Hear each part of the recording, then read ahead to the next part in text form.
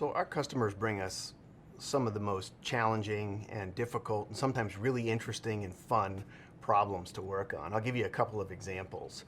The first was a study. It was being done by the National Guard. They had recently acquired a campus in Indiana that used to be a mental hospital. And there was a hospital building and all the administrative buildings, and they were trying to convert this campus into a mock international city that they could use to train soldiers on learning the local language, the local customs, learning how to set up communications in a less than ideal environment. And it required us to go through the campus, come up with a brand new way of doing things, which is creating a less than ideal environment to operate, a challenged environment to operate in, that would give the soldiers, the communications battalions, enough to work on while they're there to establish reliable, secure communications.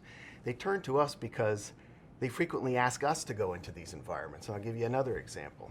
Recently, we worked on a program at Camp Arifjan in Kuwait, where we had to build what the Army was calling their first international cloud data center.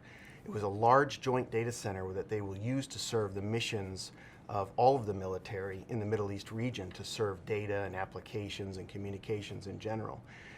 The environment was challenging, the schedule was challenging, some of the vendors we worked with were challenging, and meanwhile the mission had to continue the entire time that we were there building this data center.